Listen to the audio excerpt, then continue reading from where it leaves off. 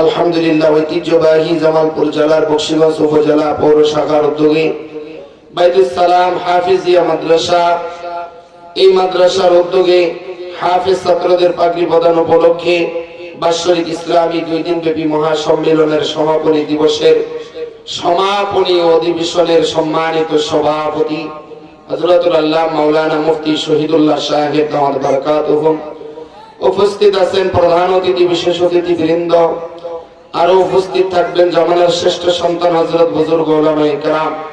আমার পূর্বে আলোচনা করে ধন্য করেছেন মুফতি মাহমুদুল হাসান রংপুরি, আমার আরেক বড় ভাই মুফতি মুহিব হাসান, গতকালকে বয়ান করে ধন্য করেছেন মুফতি হামিদুর রহমান সহ অনেক উলামায়ে কেরাম আপনাদেরকে গুরুত্বপূর্ণ তাকরীর পেশ করে শুনিয়েছেন। আমি আপনাদের খেদমতে মশহুর একটা আয়াত তেলাওয়াত করেছি, মুসলিম শরীফের একটা হাদিস তেলাওয়াত করেছি। আল্লাহ পাক আপনি আমাকে এই মধ্য রজনী পর্যন্ত মাহফিলে আসার বসার তৌফিক দিয়েছে, জন্য বলি আলহামদুলিল্লাহ। আর একটু মহাব্বতে বলেন না আলহামদুলিল্লাহ। এই পিছনের ভাইয়েরা একটু 2টা হাত তুলে আল্লাহরে ডাক দেন না আল্লাহু আকবার। অনেক মানুষ এখনো আছেন, গণনা করলে পরে 1000-এর উপরে হবে। একটু তাকবীর দেন, লিল্লাহে তাকবীর। এতটুকু আওয়াজ হবে না, আরো একটু আওয়াজ বাড়াইতে হবে। নারে তাকবীর, নারে তাকবীর। এই সাইডে কি নারে তাকবীর, আল্লাহু আকবার। আপনি আমার মালিককে এখানে আসার তৌফিক দিয়েছে কে? জবানের মালিক, হায়াতের মালিক, ইজ্জতের মালিক, বেইজ্জতির মালিক, সব কিছুর মালিক যিনি, ওই আল্লাহরে একটাবার বড় করে ডাক দেন না আল্লাহু আকবার। মুহাব্বতে আরেকটাবার ডাক দেন আল্লাহু আকবার। আলহামদুলিল্লাহ। এই যে আপনারা সবাই আল্লাহরে ডাক দিলেন আল্লাহু আকবার। আল্লাহু আকবার মানে তারে আল্লাহ তাআলা বড়। আল্লাহ কেমন বড়, আল্লাহ কেমন বড়, এই আলোচনা আমি এখানে কইরা শেষ করতে পারবো না। এক কথায় আল্লাহ এত বড় যে পৃথিবীতে নয়, শুধু আল্লাহ যা কিছু বানাইছে সব কিছুকে যদি আল্লাহর হাতের মুঠার ভিতরে রাখে, তাহলে একটা মার্বেল আমরা হাতের মুঠার ভিতরে রাখলে যেমন জায়গা দরকার, আসমানের মালিক আপনি আমার মালিক যা কিছু বানাইছে সব কিছু যদি আল্লাহর হাতের মুঠার ভিতরে রাখে, তাহলে ওই মার্বেলের মতো মনে হবে সুবহানাল্লাহ। তাহলে এত বড় মালিক আল্লাহ, ওই মালিক আপনি আমাকে মহব্বত কইরা এই মধ্য রজনী পর্যন্ত আজকের এই মাহফিলে যেহেতু বসায় রাখছেনি, আল্লাহ তাআলা ইচ্ছা হইছে বিদায় বসায় রাখছে। আপনি আমি ইচ্ছা কইরা কেউ বসতে পারি নাই। অনেক মানুষ মাহফিল শোনার জন্য বাড়ি থেকে আসছে, কিন্তু সব মানুষকে আল্লাহ কবুল করে নাই। এজন্যই তো সব মানুষ এই ময়দানে ইচ্ছা করলেও বসতে পারবে না। কেন? আল্লাহ যাদেরকে পছন্দ করে নাই তারা বসতে পারে না। এটা একটা কোরআনের মজলিস, এটা একটা হাদিসের মজলিস। এই মজলিসে যে যতক্ষণ বসা থাকবে ওই বান্দার উপরে ততক্ষণ আল্লাহর রহমত বৃষ্টির মতো বর্ষণ হইতে থাকবে। সুবহানাল্লাহ। এই মজলিসটাকে আল্লাহর রহমতের ফেরেশতারা চতুর সাইড দিয়ে একেবারে বেষ্টন করছে, একের উপর একটা দাঁড়াইতে আল্লাহর আরশ আজিম পর্যন্ত পৌঁছে গেছে। আল্লাহ তাআলার ফেরেশতারা এইভাবে বেষ্টন করে ফলাইছে। আমার আল্লাহ সবকিছু জানে, জানার পরেও বলে বান্দা আয় ফেরেশতা আমার বান্দা কেন বসছে একটু বলো। ফেরেশতারা কয় আল্লাহ আপনার বান্দা আপনার ইচ্ছা জান্নাত চা, জাহান্নাম থেকে মুক্তি চা। আল্লাহ বলে ও ফেরেশতা আমার বান্দা কি জান্নাত জাহান্নাম দেখছে? কয় না। আমি আল্লাহকে দেখছে? কয় না। আল্লাহ তাআলা ডাক দিয়ে কই ফেরেশতা যেই বান্দা আমি আল্লাহকে দেখে নাই, আমার বানানো জান্নাত জাহান্নাম কোনো কিছু দেখে নাই, না দেখা বিশ্বাস করিয়া এতক্ষণ পর্যন্ত মজলিসে বৈশা আছে, তোমরা তাদেরকে সুসংবাদ শোনায়া দাও আমি আল্লাহ ওই বান্দার হায়াতের জিন্দেগির সব গুনাহ মাফ করে দিলাম সুবহানাল্লাহ। ও নবীর উম্মত, মজলিসটা বড় দামি, কিন্তু এই মজলিস দামি মজলিস পাওয়ার পরেও দেখবেন অনেক মানুষ এই মজলিসটারেও গুনার মজলিস বানায়া ফেলা। হুজুর কেমনে গুনার মজলিস? এমন এমন ঘটনা কয় এই ঘটনা কোরআনেও নাই, হাদিসেও নাই। কথা বল না কে? এমন ঘটনা বর্ণনা করে যে ঘটনা কোরআনেও নাই, হাদিসেও নাই। কোন উলামায়ে কেরামের যে মালফুজাত আছে, উলামায়ে কেরামের যে হিকায়াত আছে, উলামায়ে কেরামের যে ঘটনা আছে, ওই ঘটনার ভিতরেও কোনো ঘটনা নাই। এমন কিছু বানানো ভ্রান্ত ঘটনা এখানে বৈশা বয়ান করা হয়। জোরে জোরে কোন ঠিক কিনা? না, এই উদ্দেশ্যে বলা যাবে না। এই মজলিস গুলা এখানে দেওয়া এজন্যই হয় যে উম্মতের যেন ফায়দা হয়। কথা বল না কে? এই মজলিস গুলা করার উদ্দেশ্য কি? উদ্দেশ্য হইল উম্মতের যেন ফায়দা হয়। আশেপাশের মানুষ যারা মাহফিলের ভিতরে আসবে, যেহেতু আল্লাহ পাক পবিত্র কোরআনের ভিতরে বলেন আল্লাযীনা ইযা যুকিরাল্লাহ ওয়াজিলাত কুলুবুহুম ওয়া ইযা তুলিয়াত আলাইহিম আয়াতুহু যাদাতুহুম হাযিহি ঈমানা। আর জোরে কন্না আল্লাহু আকবার। আল্লাহ তাআলার কোরআনের তেলাওয়াত যখন মুমিন বান্দার সম্মুখে করা হয়, তখন মুমিন বান্দা কোরআন তেলাওয়াত শুইনা তাদের ইলম হাসিল হয়ে যায়, তাদের দিনের ঈমান বৃদ্ধি পেয়ে যায়। ও নবীর উম্মত, এই মজলিসগুলা শিখার মজলিস। এখান থেকে এমন কিছু কথা বলা দরকার যেই কথাগুলা উম্মতের ফায়দা হয়, যেই কথাগুলা উম্মত বাড়িতে নিয়ে যাইতে পারে, বাড়িতে গিয়ে যেন আমল করতে পারে। আর এই যে আমার হাতে কোরআন, ও বকশীগঞ্জের মানুষ শুধু কিচ্ছা শোনার জন্য বইছেন না, এই যে মজলিসে বসছেন, এই মজলিস থেকে যদি আজকের পবিত্র কোরআন মাজিদের একটা আয়াত যদি শুদ্ধ করে যাইতে পারেন, মাত্র একটা আয়াত যদি শুদ্ধ করে যাইতে পারেন, ইবনে মাজাহ কিতাব, ও নবীর উম্মত, ওই ইবনে মাজাহর মেন কিতাবের 19 নম্বর পৃষ্ঠার 3 নম্বর লাইনে আছে আল্লাহর রাসূলের একটা হাদিস। আমার কোন একটা উম্মত যদি কোন মজলিসে বইসা পবিত্র কোরআন মাজিদের একটা আয়াতে কারিমা তেলাওয়াত শিখতে পারে, একটা আয়াত যদি শুদ্ধ করে যাইতে পারে, এই একটা আয়াত শুধু শুদ্ধ করছে, এখনো আমল করা শুরু করে নাই, এখনো নামাজে পড়ে নাই, এখনো কোন মজলিসে পড়ে নাই, শুধু শুদ্ধ করেছে, শুধু শিখছে। এই শিখার সাথে সাথে আসমানের মালিক আল্লাহ ওই বান্দার আমল নামাই খুশি হইয়া কমাস কম 1-2 রাকাত নয়, কম চাইতে কম 100 রাকাত কবুলিয়ত নফল নামাজের সওয়াব লিপিবদ্ধ করে দিবে। আর যদি আজকের এই মজলিস থেকে একটা মাসআলা শিখে যাইতে পারেন, গতকালকে আমি আপনাদের বকশীগঞ্জে দুইটা মাহফিল করেছি, একটা করেছি মধ্য দাতুয়াকান্দা, আর একটা করেছি আরমারিতে আল্লাহর বান্দা। ওই আরমারির শেষ অধিবেশনে আমি বলেছিলাম, আপনারা যারা আসছেন বলেন তো একটু নামাজ ভঙ্গের কারণ কয়টা? আল্লাহর কসম 2-3টা নুরানির ছাত্র বাদে আর কেউ বলতে পারে নাই। এখানে অনেক মানুষ আছে, আমরা 40-50 বছর থেকে নামাজ পড়তেছি, কিন্তু নামাজ কোন কোন কারণে ভেঙে যা আমরা আজও বলতে পারি না। কথা কোন ঠিক কিনা? আওয়াজ দিয়ে কোন ঠিক কিনা? অনেক যুবক আছে অনেক সুন্দর কইরা গোসল করে, কিন্তু গোসলের ফরজ কয়টা এটাও জানে না। তায়াম্মুমের ফরজ কয়টা এটাও জানে না, ওযু ভঙ্গের কারণ কয়টা এটাও জানে না। ও বক্তা সাহেব, বেশি কিছু বলা লাগবে না, শুধু বলো গোসলের ফরজ কয়টা। একটা মাসআলা যদি তুমি শিখায়া যাইতে পারো, এইটা আল্লাহর কোরআন, আমি মাথায় রেখে বলতেছি,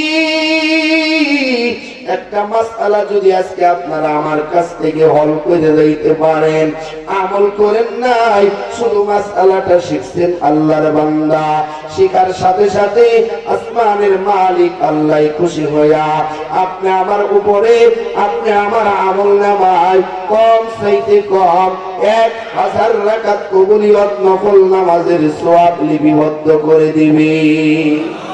আর জোরে কন্যা সুবহানাল্লাহ। ও বকশীগঞ্জের মানুষ, যদি 1000 রাকাত হয়, সেজদা কিন্তু 2000, কথা কয় না? 1000 রাকাত হইলে সেজদা কিন্তু 2000, কথা কোন ঠিক কিনা? একটা সেজদার দাম কত, একটা সেজদার ওজন কত? মুফতি সাহেবরা আছে, আল্লাহর বান্দা, এত গুরুত্বপূর্ণ আলোচনা। মিশকাত শরীফের ভিতরেও হাদিসটা আছে, মুসলিম শরীফের ভিতরেও হাদিসটা আছে। আল্লাহর রাসূল একদিন সিদ্দিক আকবর হযরত আবু বকরকে ডাক দিয়ে বলে, ও আবু বকর, আপনি কি বলতে পারেন আল্লাহ তাআলার প্রিয় একটা বান্দার একটা সিজদার দাম কত? সিদ্দিক আকবর বলে, ওগো আল্লাহর নবী, এটা আমি কিভাবে বলবো, আপনি ভালো জানেন, আপনি বলেন। আল্লাহর রাসূল বলে, ও আবু বকর, তাহলে তুমি আমার কাছ থেকে শুনে নাও, আল্লাহর একটা প্রিয় বান্দার একটা সিজদা যদি এক পাল্লায় রাখা হয়, আর ওয়াল আউয়ালু ওয়াল আখিরু ওয়াল যাহিরু ওয়াল বাতিন, আল্লাহ তাআলা বলেন, আল্লাহ রাসূল বলেন, ও আবু বকর শোনো, আল্লাহ তাআলা যা কিছু বানাইছে সব কিছুকে যদি একটা পাল্লায় দেওয়া হয়, আর আল্লাহর প্রিয় বান্দার একটা সিজদা যদি এক পাল্লায় রাখা হয়, তাহলে ওই একটা সিজদার ওজন বেশি হয়ে যাবে। আল্লাহ আল্লাহ, কিয়া মুবারক নাম হায়, আল্লাহ আল্লাহ আশিকু কা কাম হায়, আল্লাহ আল্লাহ ইচে শিরিন ইস্তেরাম, শির শাকার মিকুনত জাহান তামাম, আল্লাহ আল্লাহ তো মেরা সত্তার হে, अल्लाह अल्लाह तू मेरा गफ्फार है। ও নবীর উম্মত, এই মাহফিলগুলো এত দামি হওয়ার পরেও দেখবা কিছু কিছু মানুষ মেলার ভিতরে গিয়া হিন্দুদের মূর্তিগুলা, সাজগুলা কিনা কিনা খাইতেছে, কথা কোন ঠিক কিনা? আস্তে বলতে জোরে কোন ঠিক কিনা? অথচ মুসলমান, আল্লাহ তাআলা মুসলিম জাতিকে বানাইছে মূর্তি খাওয়ার জন্য না মূর্তি ভাঙার জন্য? আস্তে বলতে জোরে বল, মূর্তি খাওয়ার জন্য না মূর্তি ভাঙার জন্য? আল্লাহ আমাদেরকে মিল্লাতে ইব্রাহিম, ইব্রাহিমের সন্তানদেরকে আল্লাহ বানাইছে মূর্তি ভাঙার জন্য। মূর্তিটা কই থেকে আইছে? আল্লাহ তাআলা সর্বপ্রথম মানুষ বানাইছে আব্বা আদমকে, আর বান্দার হেদায়েতের জন্য আল্লাহ তাআলা সর্বপ্রথম দুনিয়াতে একটা ঘর বানাইছে, ঘরটার নাম হলো বাইতুল্লাহ, কথা কোন ঠিক কিনা? ইন্না আউওয়ালা বাইতি উদিয়া লিন-নাস লাল্লাযী বিবাক্কাতা মুবারাকাও ওয়া হুদাল লিল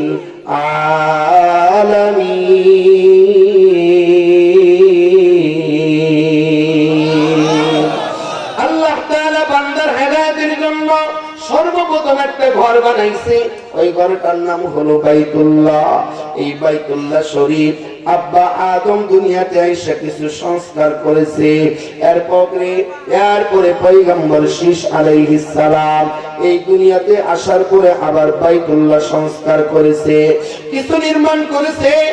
এরপরে পয়গম্বর নূহ এই পয়গম্বর নূহ আলাইহিস সালাম ওনার জামানায় যখন ওনার কওমের মানুষেরা কালেমা পড়ে না, একদিন দুই দিন না, দীর্ঘ 950 বছর কালেমার দাওয়াত দিছে বাবা। 950 বছর দাওয়াত দেওয়ার পরে 86 থেকে 96 জন মানুষ মাত্র কালেমা পড়ে মুসলমান হইছে, আর কেউ কালেমা পড়ে না।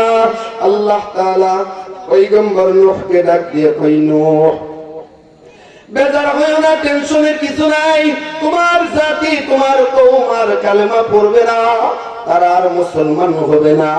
আব্বা আল্লাহ তাআলা পয়গম্বর নূহ আলাইহিস সালামের কাছে যখন এই খবর পৌঁছাইলেন, পয়গম্বর নূহ দোয়া করলেন, রব্বিলা তাযার আলাল আরদি মিনাল কাফিরিনা তাইয়ারা।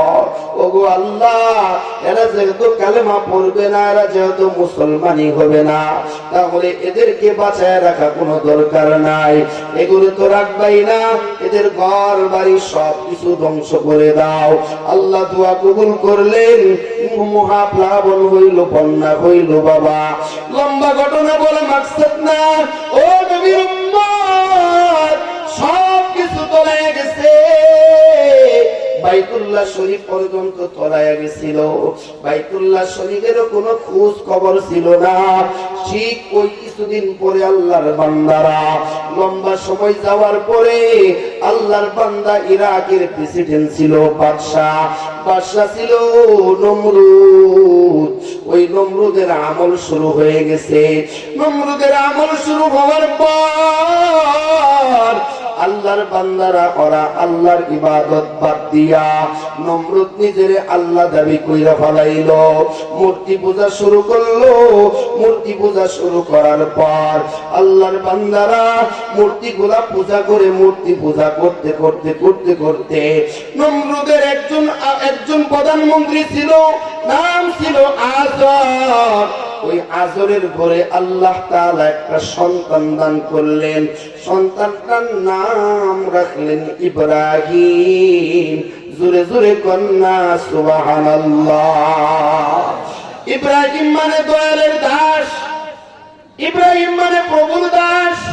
ইব্রাহিম নামে তাদের যে তারা তো আজর তো মনে করছে ইব্রাহিম নাম রাখলাম, আমগরের পূজা, আমগরের মূর্তি গুলারে সম্মান করবে, গোলাম হয়ে থাকবে, তাদেরকে শ্রদ্ধা করবে। কিন্তু সে টার্গেট নিয়ে বানাইছে ইব্রাহিম নাম রাখছে, কিন্তু আল্লাহ তাআলা সত্যিকার অর্থেই ইব্রাহিমকে আল্লাহর পাগল বানায় ফেলাইছে। সুবহানাল্লাহ। লম্বা ঘটনা বাবা। ইব্রাহিম আলাইহিস সালামের জন্ম হয়েছে আজরের ঘরে। আজর তো একটা মূর্তি পূজক ছিল। আল্লাহর বান্দা প্রতিদিন সকাল বিকালে যখন আজর ওই মন্দিরের ভিতরে খানা নিয়ে যা, ওই সন্তান দেখার পরে তার আর ভালো লাগে না। ও নবীর উম্মত, তার কাছে ভালো লাগে না। উনি শুধু চিন্তা করে, হায় আমার বাপ মা যে কাজটা করে এটা তো ঠিক না, এরা তো প্রভু হইতে পারে না। প্রভুকে এই চিন্তা কইরা আল্লাহর বান্দা টেনশনে ঘুরতেছে, কই গেলে আল্লাহ পাওয়া যায়, কোথায় গেলে আল্লাহ পাওয়া যায়, কোথায় গেলে আমি মালিকের সন্ধান পাবো।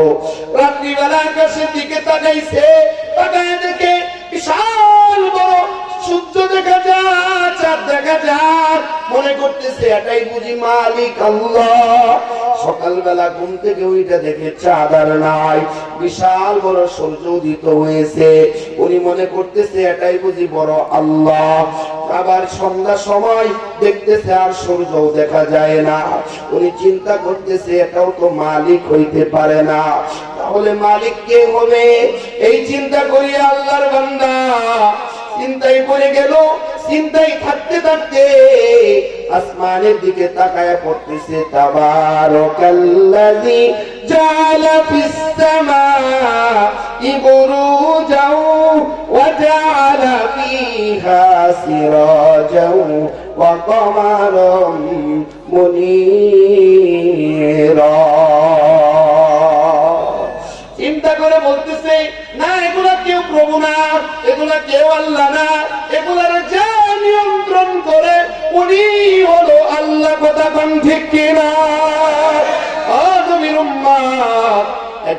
আজর তার সন্তান ইব্রাহিমকে বলতেছে, বাবা প্রতিদিন তো আমি মন্দিরের ভিতরে খানা দেই, আজকে আমার একটা রাষ্ট্রীয় কাজে বাইরে যেতে হবে, ও বাবা আজকে তুমি ঘরের ভিতরে আমাদের খোদাদেরকে খাদ্য দিবা। এই কথা কইয়া আজরে চাবিটা দিয়া গেছে না। তা আল্লাহর বান্দা ইব্রাহিম আলাইহিস সালাম চিন্তা করতেছে, আমি তো এই সুযোগটাই খুঁজতেছিলাম, কোন দিন আমার এই দায়িত্ব দেওয়া হবে। তা আল্লাহর বান্দা চাবিটা নিয়ে খানা টানা নিয়ে সাথে একটা কুড়াল নিছে, কুড়াল নিয়ে সব ঘরে দরজা খুইলা সবার সামনে খানা দিছে, দিয়া এরা কে খা, এরা কি খাইবো? কথা কথা কথা কর, এরা কি খাবে? এই খা, বেবলার মতো ছায়া সসকে খা, তো আর খায় না, হয় খাইবি নালে বাইরে উঠে খা, এখন তো আর খায় না। আল্লাহর বান্দা করছে কি, কোরআনটা নিয়ে সব গুলারে বাইরে হুদাই বলাইছে। এখন বাইরে তো হুদাই বলাইছে, হুদানের উপরে বড়টার নাকের মধ্যে একটা মাইরা কোরআনটা কান্দ বাজায় ফিরে বসছে। বিকাল বেলা যখন নমরুদ আসছে, আয়েশা মন্দিরের ভিতরে ঢুকছে, পূজা করবে, ভিতরে ঢুকে দেখে আমার ক্ষুধার তো কর্মসারা। কথা কন ঠিক কিনা? ক্ষুধার তো কর্মসারা। করলো কি? করলো কে? ইব্রাহিম ছাড়া তো কেউ ছিল না। ইব্রাহিমের কাছে গেছে, কে রে তুমি কি এই কাজ করছো? আমি তো করি নাই, আমার বড়টা করছে। সুবহানাল্লাহ কোন এদের বড়টা করছে, তার মানে মূর্তি বড় না, ইব্রাহিম আলাইহিস সালাম বড়। আল্লাহর পয়গম্বর ইব্রাহিম নবী কিন্তু বড়। কথা কোন ঠিক কিনা? আমি তো করি না, এটা ওদের বড়টাই করছে, ওদের বড়টারে শিখাও। ও নবীর উম্মত, এই কথার দ্বারা বোঝা গেল মুসলমান মূর্তি পাহারা দিতে পারে না, মুসলমান মূর্তির শ্বাস খাইতে পারে না, মুসলমান মূর্তিকে প্রভু মানতে পারে না, মুসলমান হিন্দুদের পূজাকে উৎসব মনে করতে পারে না, কারণ মুসলমানের কাজ মূর্তি পাহারা দেওয়া না। ইব্রাহিম সন্তান, ইব্রাহিমের সন্তানদের কাজ হলো মূর্তি ভাঙ্গা। কথা কোন ঠিক কিনা? ইব্রাহিমের সন্তানদের কাজ হলো মূর্তি ভাঙ্গা। কিন্তু আজকে আমাদের আফসোস, আমরা এখন মূর্তি পাহারা দিই।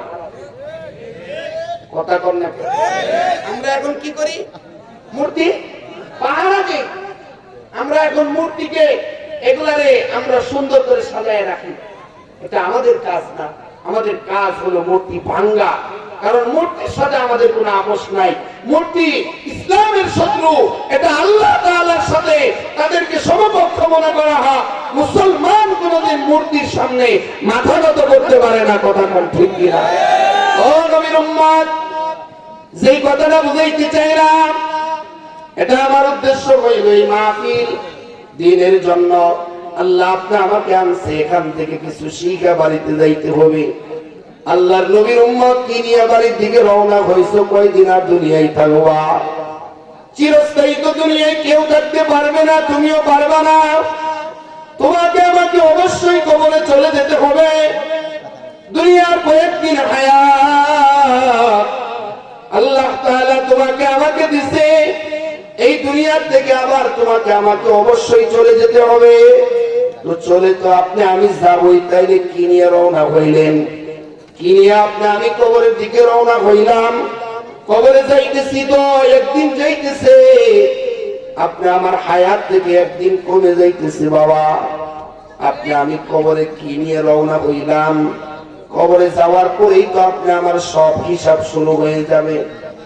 আমলগুলা যদি ভালো না হয়, তাহলে তো আপনি আমাকে জাহান্নামে যেতে হবে বাবা। আর যদি আমল যদি সুন্দর হয়, আল্লাহ তাআলা আপনি আমাকে জান্নাত দিবে। আর জান্নাতে যখন আপনি আমি যাইতে পারবো বাবা, তখনই আপনি আমি সফল হইতে পারবো। কথা কোন ঠিক কিনা?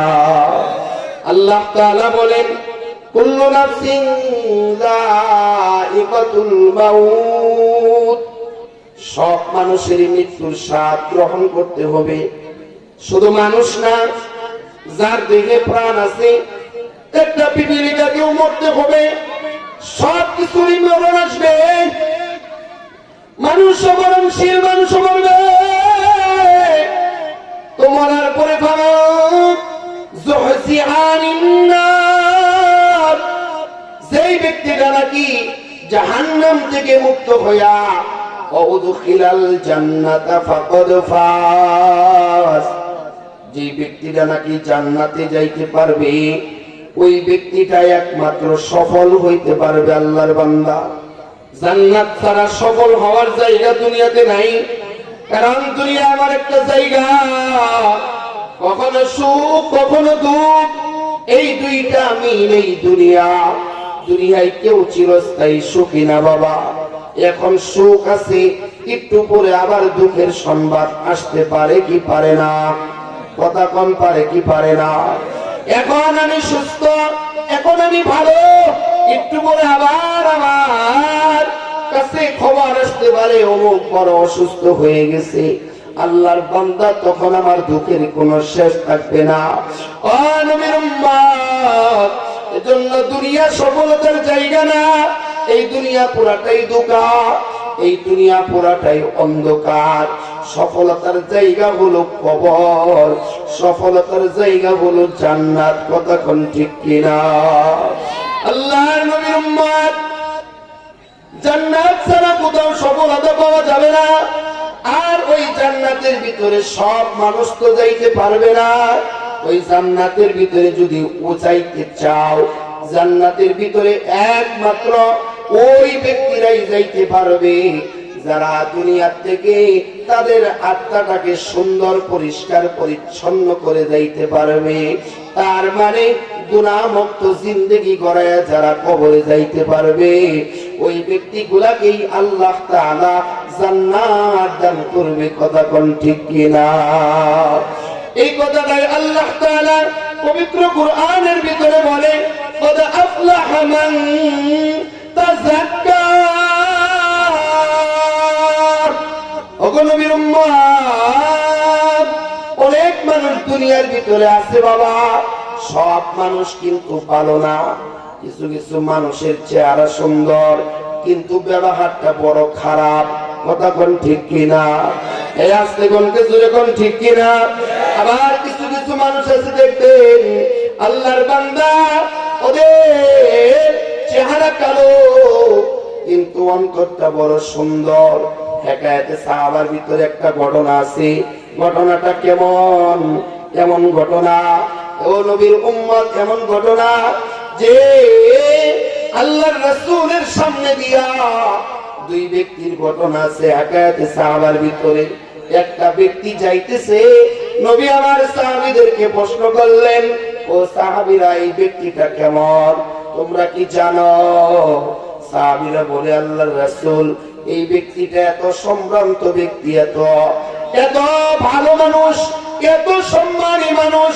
এই ব্যক্তি যদি কোথাও বিবাহের প্রস্তাব দেয়, কোন মানুষের ক্ষমতা নাই তাদের বিবাহের প্রস্তাবকে প্রত্যাখ্যান করা, ফিরাইয়া দেওয়া কারো ক্ষমতা নাই। কোথাও যদি সুপারিশ করে কোন একটা ব্যক্তি, তার সুপারিশকে ফিরিয়ে দিতে পারবে না।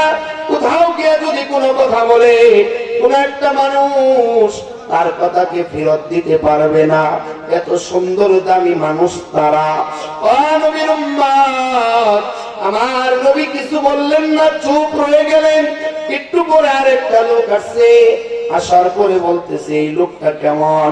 সাহাবীরা বলে, ওগো আল্লাহর রাসূল, ও লোকটা বড় দুর্বল।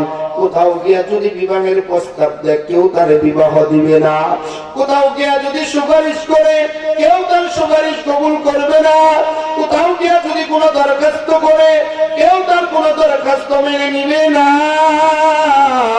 আল্লাহর রাসূল ডাক দিয়ে কয়, সাহাবীরা শোনো, প্রথম ব্যক্তি দ্বারা যদি পুরা দুনিয়াও ভরে যায়, আর এই ব্যক্তির মতো একটা ব্যক্তিকে যদি একদিকে রাখা হয়, আর প্রথম ব্যক্তির মতো ব্যক্তি দ্বারা পুরা পৃথিবীও যদি ভরে ফেলানো হয়, তবুও এই ব্যক্তির দাম আমার আল্লাহর কাছে বেশি। সুবহানাল্লাহ।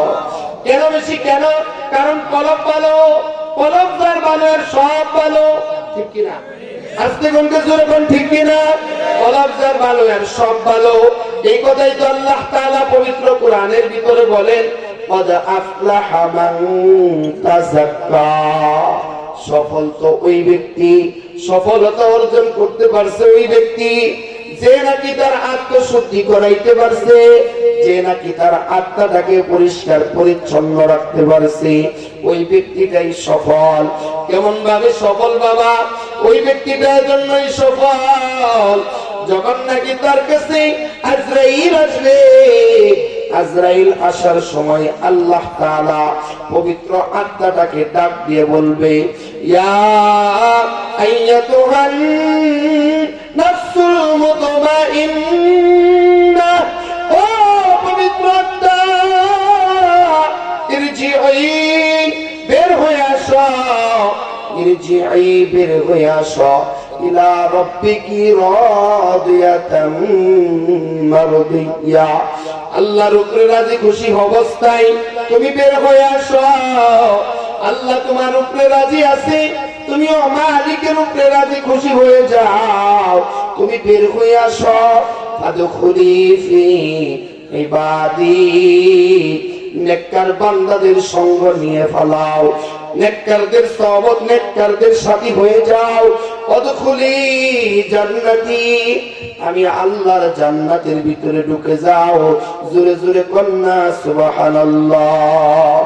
তাহলে আল্লাহর বান্দা আত্মাটাকে পরিষ্কার রাখতে হবে, কলবটাকে পরিচ্ছন্ন রাখতে হবে বাবা। কলবটার ভিতরে কোনো রূপ দেখানো যাবে না, কলবের ভিতরে হিংসা রাখা যাবে না, কলবের ভিতরে কিবত রাখা যাবে না, কলবের ভিতরে মিথ্যার রূপ আশ্রয় দেওয়া যাবে না, কলবের ভিতরে হিংসা রাখা যাবে না বাবা। এই কলবটা হলো আসল। কলবটাকে শুদ্ধ যদি করতে চাও তাহলে আল্লাহর বান্দারা কলবটাকে পরিশুদ্ধ করতে পারে একমাত্র দুইটা আমল। কয়টা আমল? আস্তে কণ্ঠে জোরে কোন কয়টা আমল? দুইটা আমল কলবটাকে সুন্দর করতে পারে। কলবটা সুন্দর রাখার জন্য, কলবটাকে শুদ্ধ রাখার জন্য, পরিষ্কার পরিচ্ছন্ন রাখার জন্য দুইটা আমলের বিকল্প নাই। আর এই দুইটা আমলের কথাও আল্লাহ কোরআনের ভিতরে বলে দিয়েছে। আল্লাহ তাআলা বলে, قد أفلح من تزكى وذكر اسم ربه فصلى। নবীর উম্মত, কলবটাকে পরিষ্কার পরিচ্ছন্ন করার জন্য দুইটা জিনিস দরকার। এর ভিতরে একটা হলো আল্লাহর নামে জিকির। কার নামে জিকির? আস্তে কণ্ঠে জোরে কোন কার? আল্লাহর নামে জিকির। আল্লাহর নামে জিকির যদি আপনি আমি করতে পারি তাহলে জিকিরের ধাক্কা কলবের ভিতরে লাগবে। আর কলবের ভিতরে জিকিরের ধাক্কা লাগার সাথে সাথে কলবটা আল্লাহ তাআলা ময়লা মুক্ত করে দিবে। সুবহানাল্লাহ। কিন্তু আজকে আফসোসের বিষয়, আপনি আমি তো আল্লাহর নামে জিকির করি না। কথা কোন ঠিক কিনা? আজকে দেখবেন আপনাদের এই বকশীগঞ্জের ভিতরে এক শ্রেণী তরিকতের লোকেরা আছে, এরা আল্লাহর নামে জিকির করা বাদ দিয়ে বাবার নামে জিকির করে। আজকে কণ্ঠে জোরে বল, এরা আল্লাহর নামে জিকির করা বাদ দিয়া মুর্শিদের নামে জিকির করে। এরা আল্লাহর নামে জিকির বাদ দিয়া পীরের নামে জিকির করে। আমায় কে বলিয়া দিবে গো মুর্শিদ আমার, তাকে কোন বাসরে। আজকে কণ্ঠে জোরে বল, আমায় কে বলিয়া দিবে গো মুর্শিদ আমার, তাকে কোন বাসরে। মুর্শিদের নামে প্রেমেরই গান। কথা কয় না? মুর্শিদের নামে প্রেমেরই গান গাইব আমি কেমনে, মুর্শিদ আমার, তাকে কোন বাসরে। কথা কোন ঠিক কিনা? খাজার নামে মাজার করে বাড়াই তারা খাজার শান, খাজার নামে মাজার করে বাড়াই তারা খাজার শান, দিনে করে বন্ডামি আর রাতে মারে গাজাইটা। আস্তে কণ্ঠে জোরে বল, খাজার নামে মাজার করে বাড়াই তারা খাজার শান, দিনে করে বন্ডামি আর রাতে মারে গাজাইটা। দাড়ি টুপি নাই রে কিছু, আছে শুধু চুল, সুন্নতের খবর নাই সে আশিকে রাসূল। মাজারে সারা মেলা চলে শুধু নারীর মেলা, মাজারে সারা মেলা চলে শুধু গাঞ্জার মেলা, দেখলে যাই না চিনা মানুষ নাকি হনুমান, দেখলে যাই না চিনা মানুষ নাকি হনুমান, দিনে করে ভণ্ডামি আর রাতে মারে গাজাইটা, কথা কোন ঠিক কিনা? নামাজ রোজার দ্বার দাঁড়ে না, পর্দা সে তো নাই, মুরিদেরা সেজদা করে ভণ্ড পীরের পায়। আজকে কোন কিছু রে কোন? নামাজ রোজার দ্বার দাঁড়ে না, পর্দা সে তো নাই, মুরিদেরা চেষ্টা করে ভণ্ড পীরের পায়। ভণ্ড পীরের মুরিদ যারা তারা তো সর্বহারা, দত্তেশ্বরের মুরিদ যারা তারা তো সর্বহারা, দেওয়ানবাগীর মুরিদ যারা তারা তো সর্বহারা, ঈমান আমল ধ্বংস হবে, থাকবে না তাদের ঈমান, কথা কোন ঠিক কিনা? ঈমান আমল ধ্বংস হবে, থাকবে না তাদের ঈমান, দিনে করে ভণ্ডামি আর রাতে মারে গাজাইটা। খাজার শরণে কত সিজদা পড়ে চরণে, খাজার শরণে কত সিজদা পড়ে চরণে, গাঞ্জা খায়া নাচতে নাচতে আবার রয় না কিছু পরনে, কথা কই না? গাঞ্জা খায়া নাচতে নাচতে আবার রয় না কিছু পরনে, খাজার শরণে কত সিজদা পড়ে চরণে।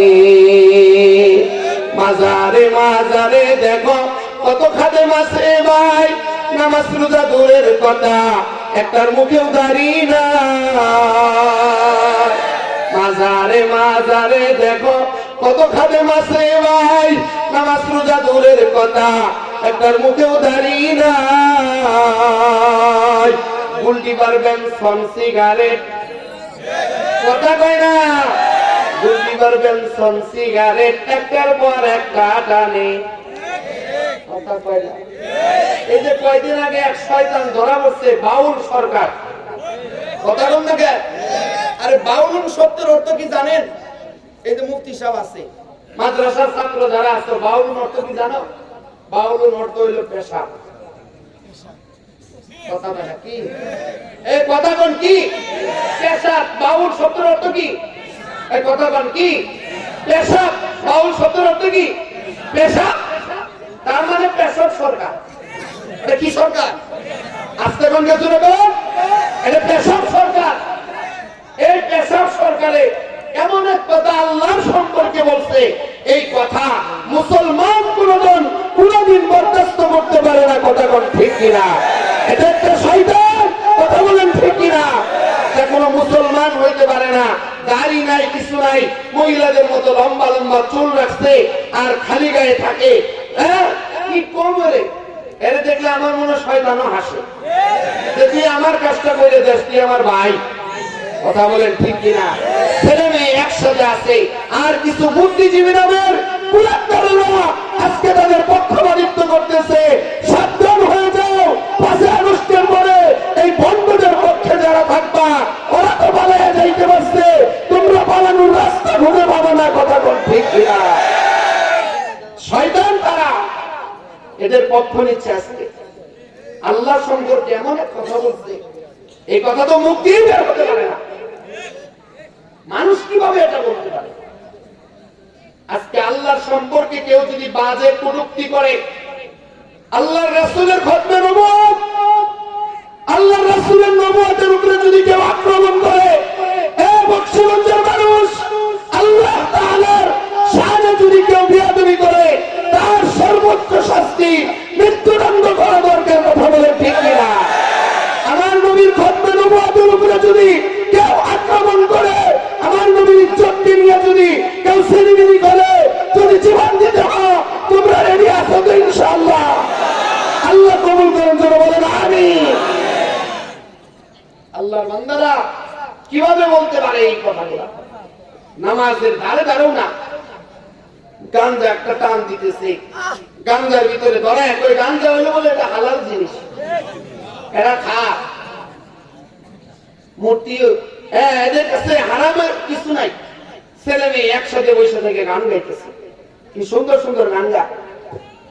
আমার ওদিন এক ভণ্ডই করতেছে, আমগো বাবার দরবারেতে যত গরু যা, অন্য পীরের দরবারে তত মানুষ লাগি যায়, আমগো বাবার দরবারেতে যত গরু যা। আমিও পেছি বলে তুমগো বাবার দরবারেতে শুধু গরু যা, কথা কয় না, তুমগো বাবার দরবারেতে শুধু গরু যা, সর্বনায়ের দরবারেতে আল্লাহওয়ালা যা, তুমগো বাবার দরবারেতে গরু বাছুর যা। কথা বলেন ঠিক কিনা? নবীর উম্মত, এগুলো দরবারই তো গরুর দরবার, কিন্তু আপনি তাকায় দেখেন সর্বনায়ের দরবার আছে, সারসিনা দরবার আছে, এরপরে আরো অনেক দরবার আছে, নাসারাবাদ দরবার আছে, বিভিন্ন দরবার যেগুলো আছে দেখবেন আল্লাহর ওলিদের, আল্লাহওয়ালা মানুষদের অভাব নাই। এদের দরবারে গেলে গাঞ্জা টাঞ্জার অভাব নাই। কথা বলেন ঠিক কিনা? এরা গাঞ্জা খায় আর জিকির করে, কি সুন্দর সুন্দর জিকির তাদের বানাইছে। বাহ বাহ, আমি তোমায় ভালোবাসি, মাশাআল্লাহ। কথা কন, কথা কন, এগুলো হলো তাদের জিকির। এই সমস্ত জিকির করলে আল্লাহরে কোনদিন পাওয়া যাবে? কথা বলেন, পাওয়া যাবে? নবীর উম্মত, আল্লাহর নামে জিকির বাদ দিয়া অন্য কোন ব্যক্তির নামে জিকির করলে আল্লাহরে পাওয়া সম্ভব না। কথা বলেন ঠিক কিনা? জিকির যদি করতেই হয় একমাত্র আল্লাহর নামে জিকির করতে হবে। কথা বলেন ঠিক কিনা? রাসূলের নামে কোন জিকির আছে নাকি? কেউ যদি আমি বসে দেখে 1000 বার না 1 কোটি বারও যদি খালি কোন রাসূল রাসূল রাসূল রাসূল, কোনো লাভ আছে? লাভ আছে? 1 কোটি বারও যদি বলেন রাসূল রাসূল, লাভ আছে? কোনো লাভ নাই। কিন্তু আপনি যদি বলেন সাল্লাল্লাহু আলাইহি ওয়াসাল্লাম, একবার পড়লে আল্লাহ আপনার উপরে 10 বার রহমত নাজিল করে দিবে। আরো আসতে হয়ে গেল নাকি? জোরে কোন সুবহানাল্লাহ। কারণ নবী আমার এমন নবী, যেই নবীর নামে দুরূদ পড়লে আল্লাহ তাআলা নিজে খুশি হয়, নিজে খুশি হয়। সুবহানাল্লাহ। ওই যে দেখেন না, আল্লাহ কোরআনে বলে দিয়েছে, মাই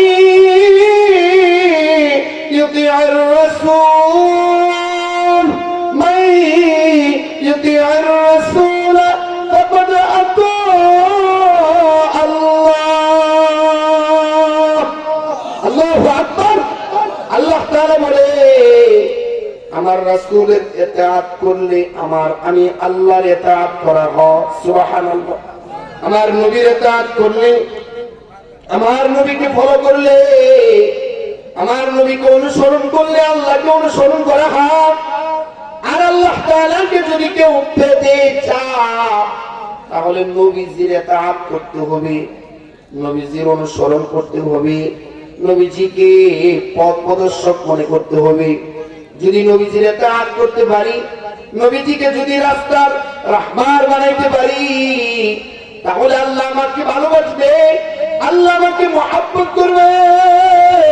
শুধু মহব্বতই করবে না, আমার পিছনের জিন্দেগির যত গুনাহ আছে আল্লাহ মাফ করে দিবে। সুবহানাল্লাহ। তাহলে বকশীগঞ্জের মানুষ জিকির যদি করতে হয় কার নামে? আসতে পারেন না? কার কার? আসতে বন্ধু জোরে কোন কার? আল্লাহর নামে জিকির করা লাগবে। কোন ভণ্ডের নামে জিকির করা চলবে না। অন্তত পক্ষে শাহজালালের পবিত্র ভূমিতে বাউল নামে কোন ফাউলার জায়গা দেওয়া হবে না। আসতে করেন না, জোরে কোন ঠিক কিনা? এই শাহজালালের পবিত্র ভূমিতে বাউলদের আর কোন জায়গা হবে না। এই শাহজালালের পবিত্র ভূমিতে নাস্তিকবাদীর আর কোন জায়গা হবে না। এই শাহজালালের পবিত্র ভূমিতে কাদিয়ানী সম্প্রদায়কে মুসলিম পরিচয় বাংলার জমিনে আর থাকতে দেওয়া হবে না। ঠিক কিনা? তারাও থাকবে, নাস্তিকরা যেরকম ভাবে থাকে, হিন্দুরা যেরকম ভাবে থাকে, কাদিয়ানীরাও থাকবে, কিন্তু তাদের পরিচয় মুসলিম থাকতে পারে না। কথা কোন ঠিক কিনা? ও নবীর উম্মত, তাহলে আত্মাটাকে শুদ্ধ করতে চাইলে, আত্মাটাকে পরিষ্কার পরিচ্ছন্ন করতে চাইলে আপনি আমাকে জিকির করতে হবে কার নামে? আল্লাহর নামে জিকির করতে হবে। আল্লাহ। আর আল্লাহর নামে জিকিরের 6টা তাসবিহ আছে, 6টা তাসবিহ।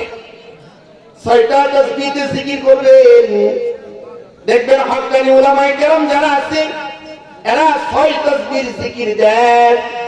আল্লামা আহমদ শফী রাহমাতুল্লাহি আলাইহি উনিও ছয়টা তাসবিহ জিকির দিছেন। সরমুনার কুতুবুল আলম উনিও ছয় তাসবিহ জিকির দেন। এরপরে সারসিনার দরবার থেকে এরকম জিকির আসে, ছয়টা তাসবিহ জিকির। আর এই ছয়টা তাসবিহ জিকির এত দামি, এই ছয়টা তাসবিহ জিকির এত পাওয়ারফুল যে এই ছয়টা তাসবিহ জিকির সরাসরি নামাজে আছে। সুবহানাল্লাহ, হয় নাই? আরো জোরে বলুন সুবহানাল্লাহ। এই ছয়টা তাসবিহ জিকির সরাসরি নামাজে আছে। কেউ যদি শুনবার চান আমি কইতে পারবো কেমনে আছে, কইবো নাকি কমু? বলবো, আমি বলবো। দেখেন কেমনে। এক নাম্বার আল্লাহু আকবার একটা, সুবহানাল্লাহ, আলহামদুলিল্লাহ, লা ইলাহা ইল্লাল্লাহ। এলো চারটা। কয়টা? কথা কয়টা? কয়টা? চারটা। আরেকটা হলো আস্তাগফিরুল্লাহ, আস্তাগফার। আরেকটা হলো দুরূদ শরীফ। এই হলো ছয় তাসবিহ জিকির। এখন আপনি আমি যখন নামাজে দাঁড়াই প্রথম কি বলি? কথা আস্তে বলতে জোরে কর। আপনি আমি কি বলি? আল্লাহু আকবার এক নাম্বার। বলি কি বলি না? কথা কয় না? বলি কি বলি না? আমরা আপনি আমি সর্বপ্রথম বলি আল্লাহু আকবার, বলি তো। তাহলে একটা গেল। দ্বিতীয় নাম্বার হলো সুবহানাল্লাহ। আপনি আমি যখন সানা পড়ি তখন কি বলি? সুবহানাল্লাহি। কথা বলেন না? বলেন না? আরেকটা হলো আলহামদুলিল্লাহ। আপনি আমি যখন কোরআন তেলাওয়াত করি তখন কি বলি? আলহামদুলিল্লাহ। তার মানে তিনটা। কয়টা হলো? তিনটা। আরেকটা হইল লা ইলাহা ইল্লাল্লাহ। লা ইলাহা ইল্লাল্লাহ যখন আপনি আমি তাশাহুদ পড়ি তখন কিন্তু আপনি আমি বলি আশহাদু আল্লা ইলাহা ইল্লাল্লাহ। পড়ি কি পড়ি না? আস্তে বলতে জোরে কর। পড়ি না? আরেকটা হইল দুরূদ শরীফ। আপনি আমি নামাজের মধ্যে দুরূদ পড়ি কি পড়ি না? কথা কয় না? নামাজের ভিতরে আপনি আমি দুরূদ শরীফ পড়ি একটা, পাঁচটা। আরেকটা হইল আস্তাগফিরুল্লাহ, গুনাহ মাফের জন্য সবচেয়ে গুরুত্বপূর্ণ সময় দোয়া করার হইল নামাজের মধ্যে। আর নামাজের ভিতরে দোয়া সর্বোচ্চ দোয়া হলো দোয়ায়ে মাসুরা। দোয়ায়ে মাসুরার শেষে আছে আস্তাগফিরুকা ওয়া আতুবু ইলাইক। আছে না নাই? আল্লাহর বান্দারা ইদা আস্তাগফিরুকা ওয়া আতুবু ইলাইক আপনি আমি বললাম। এই ছয়টা তাসবিহ জিকির কোন বান্দা বান্দি যদি 100 কাল 1 বিকাল করতে পারে তার পিছনের সব গুনাহ আল্লাহ মাফ করে দিবেন। আস্তে বলতে জোরে কোন সুবহানাল্লাহ। ও নবীর উম্মত, আর বেশি সময় নেওয়ার সুযোগ নাই। আমি প্রথমে ভূমিকায় আপনাদের সামনে একটা আয়াতে কারিমা তেলাওয়াত করেছি, আর মশহুর একটা হাদিস থেকে আমি একটা হাদিস শরীফ তেলাওয়াত করেছি আপনাদের মাঝে।